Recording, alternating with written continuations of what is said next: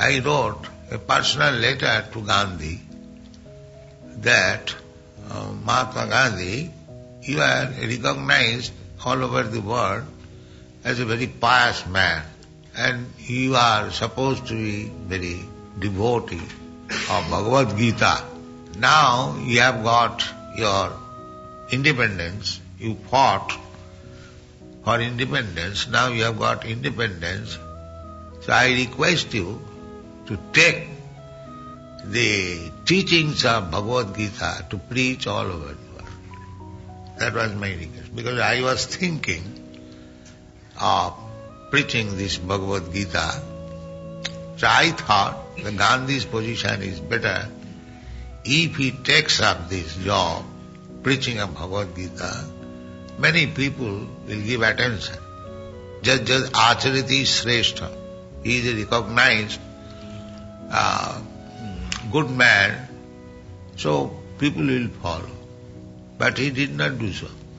He stuck up to the politics.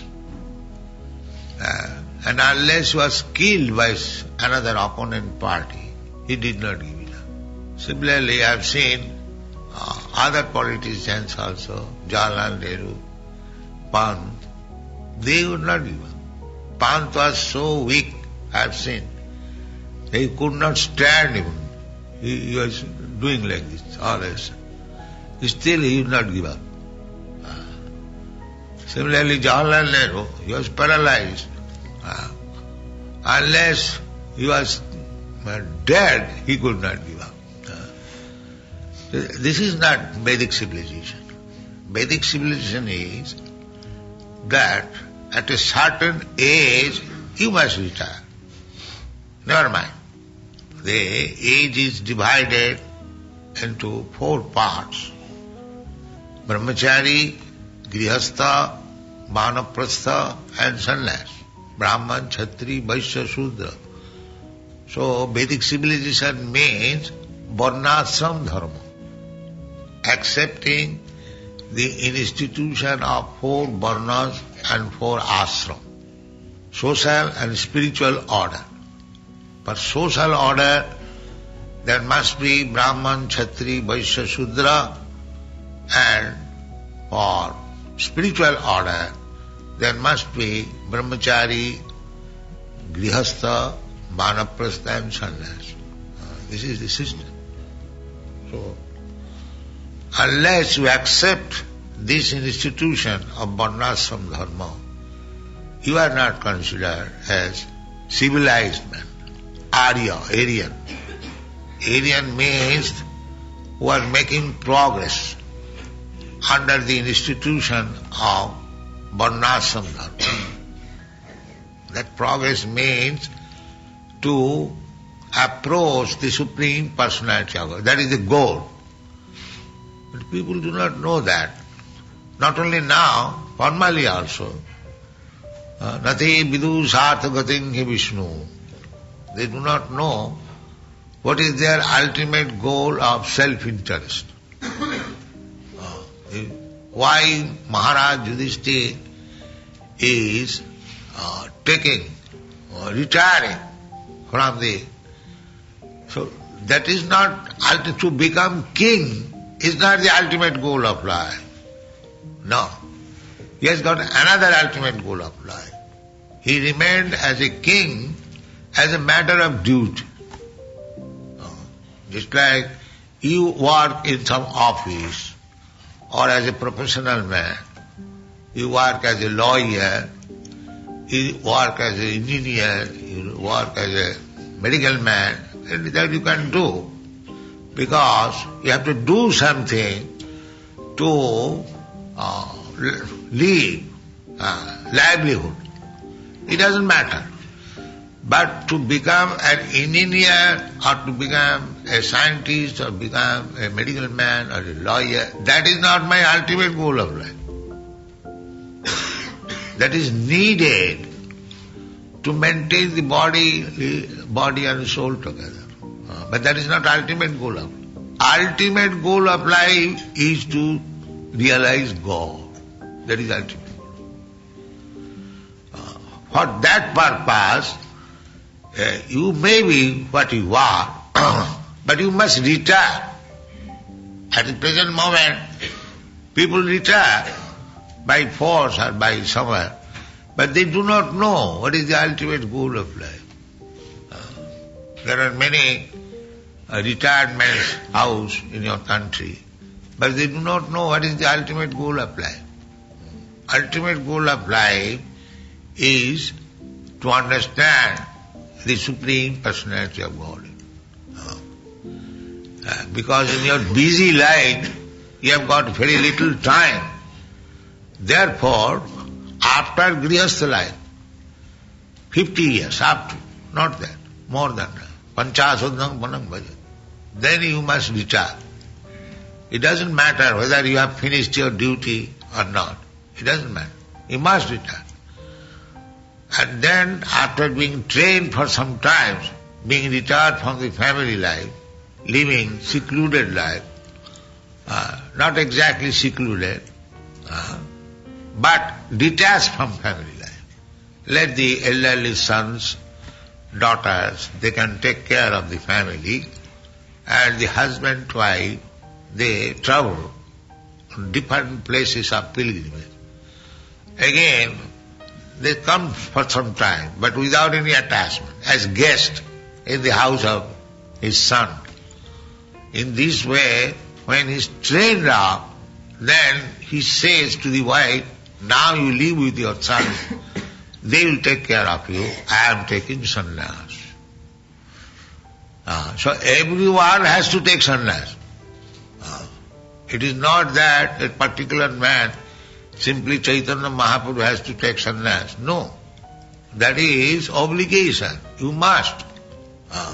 In Buddha philosophy, everyone has to take sannyas and live as a sannyasi for some years. That is their duty. So, Maharaj Yudhishthira prepared himself for becoming sannyasi. Sannyasi means renounce. No more family responsibility or any responsibility. Simply to become pure devotee of the Lord. That is sannyas. Anashrita karma phalam kajyam karma karoti ja sa sannyasi. What is the sannyasi definition? Sannyasi means he works, but not as the enjoyer of the fruit of the world. That is sannyasi. Everyone, Kurmi means he is working hard day and night, but he wants the fruit of the work to enjoy himself. That is Kurmi. Sannyasi also will work hard day and night, but he will not take the fruit. It is for Krishna. That is sannyasi. Sannyasi means sat, nasi. Nasi means renounce. And sat means the supreme truth. One who renounces everything for the sake of supreme truth is called sannyasi. That sannyasi, formality is to change the dress. But anyone, just like this Maharaj Yudhishthira, Arjuna and his brothers, they are all sannyasis. But still, formality, they accepted sannyas, give up the attachment for the house in this way. Because he is king, if he does not set example, then others will not accept sannyas. The mission of human life is to understand God. And God is there. You cannot deny God is there. But we do not know what is God, what is our relationship with Him, that we do not know. Just like in your country, the currency notes are advertised, in God we trust. But if we ask anybody, this is the slogan of your state, what do you know about God? Nobody can reply. They will say it is something like this, something like that, but no, everything vague idea. Nobody knows what is God. Neither he knows how to trust in God. That is instructed in the Bhagavad-gītā. What is God and how to trust Him. This is the subject matter of Bhagavad-gītā. But the people do not know. They simply have the slogan, in God we trust. Nobody knows what is God. But we are trying to give the contribution. What is God? Not only God, His form, His name, His address, everything we are giving. Here is the form of God, Krishna. If you do not believe that He is not God, then you must say, what is your idea of God? If you do not know what is the idea of God, then you must accept from me. And how can you deny that Krishna is not God? First of all, you have to know what is God. God means the Supreme. That is the dictionary word. Supreme Being. So Krishna is the Supreme Being. Krishna is the Supreme Being. You just see Supreme. Here we see a rich man, he enjoys, and his assistants, his managers, his secretaries, they work. They bring money from business, from factory, and the proprietor enjoys. It's a good example. Similarly, here is God. He is in the enjoying spirit.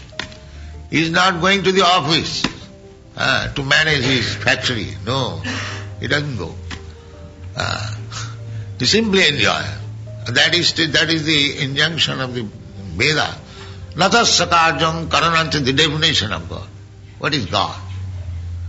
What is God? The idea is given in the Vedas, Upanishad. Natasya karyam, first thing is that he has nothing to do personally. That is first qualification of God. If he has to do something personally, then he is not God. Natasya karyam karanancha vidyate, natasya sama adhikascha drishyate. Nobody can be equal to him or greater than him. This is the definition of God. Any subject matter. Suppose opulence, riches. So nobody can be richer than God. Or nobody can be equal with God. This is greatness. God is great. How He is great? That is defined particularly.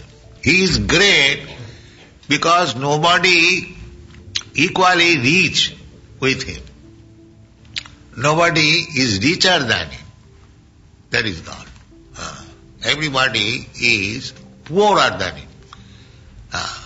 Therefore, natasya sama, sama means equal. And adhika means greater. How God can be great? If somebody is greater than Him, how God is great? If somebody is equal to Him, then how is great? Just see how the definition is given perfectly. Natasya karyam karanancha vidyate. He has nothing to do. Because He is great, why he should work? All the subordinates will work. We are all subordinate. Therefore we shall work for God. But we have made our formula that God shall work for me. God give us our daily bread. We have nothing to do. Simply give us our bread. What is this? But the Vaishnava idea is that without giving bread to God, God will die.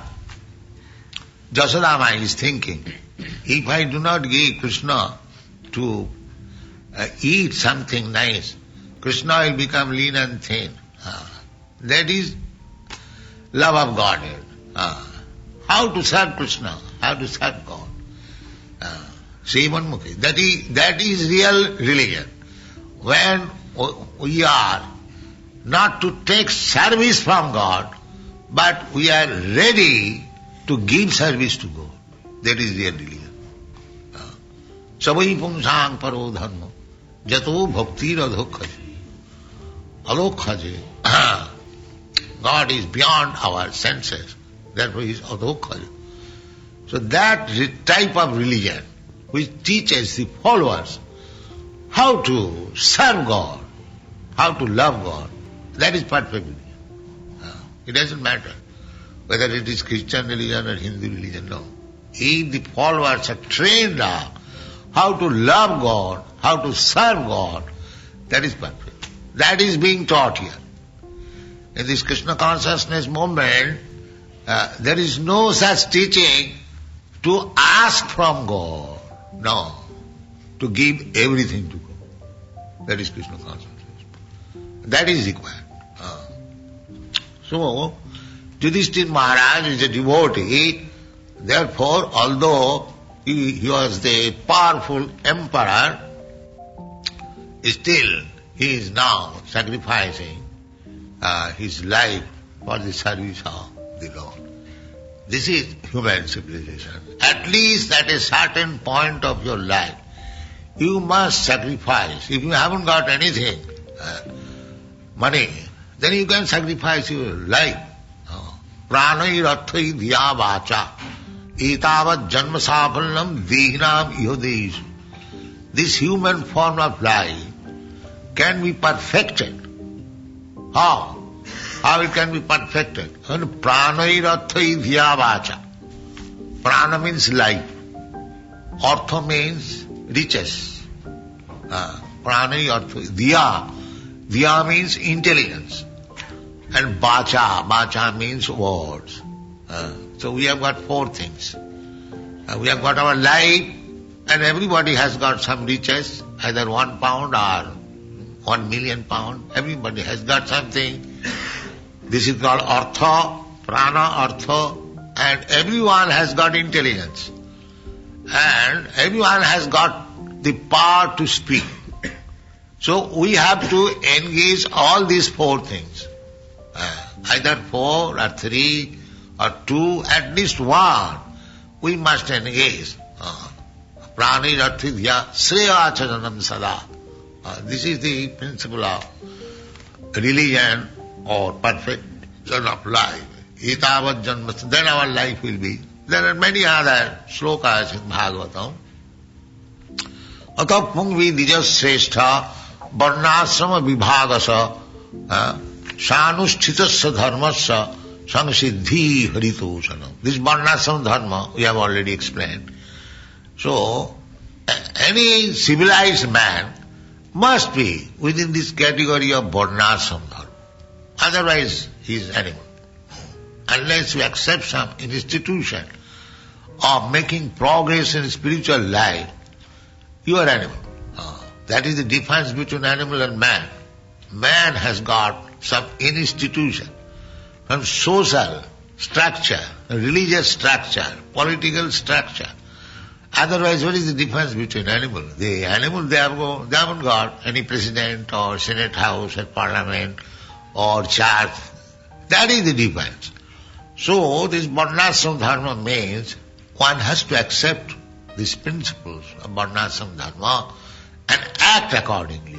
A Brahmin should act according to Brahmin principles. Sattva, sama, dhamma, titikha. The Kshatriya should act accordingly. The Vaishya should act accordingly.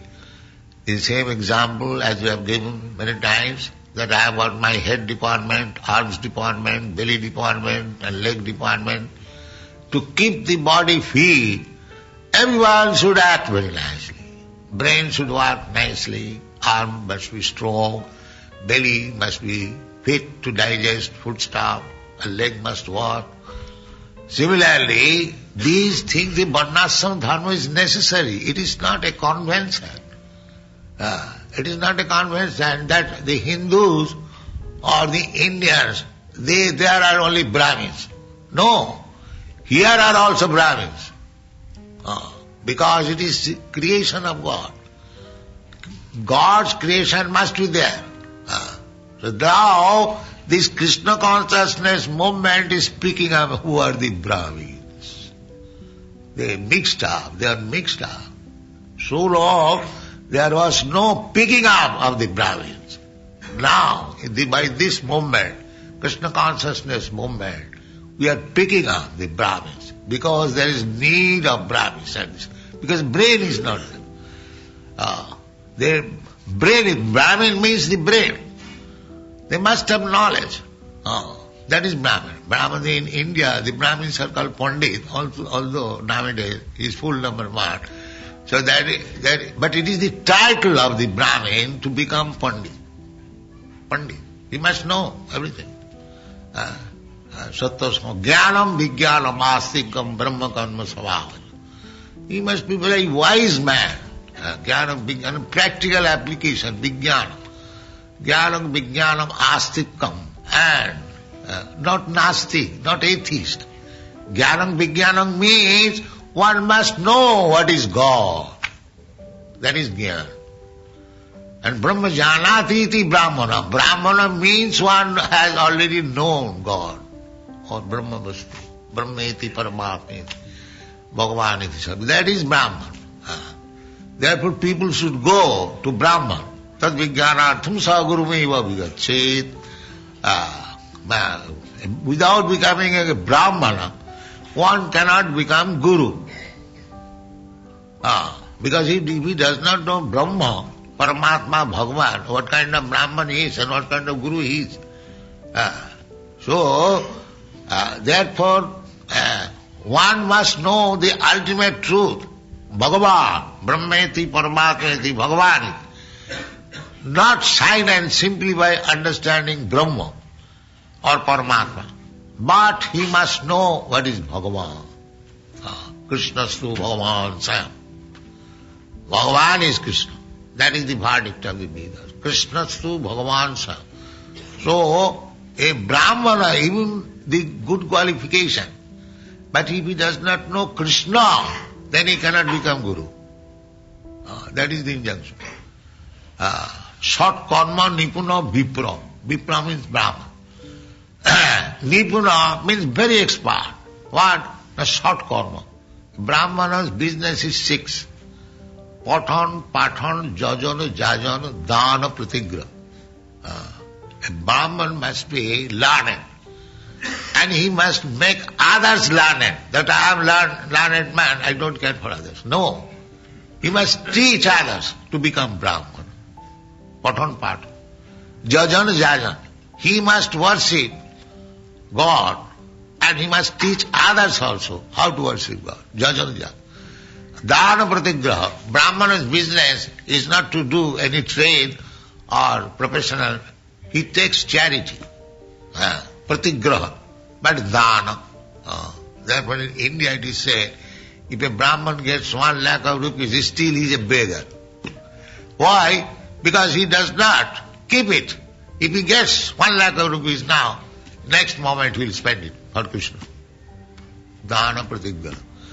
So, even though one is expert, pathan, jajan, dana pratigraha, avaishnava guru rasasya, satkarma nipuna vipra, mantra tantra visharad. He is expert in reciting all the mantras, Vedic mantras. He knows everything. But he is not a Vaishnava. You will find nowadays impersonalists, voidists, so many Brahmins.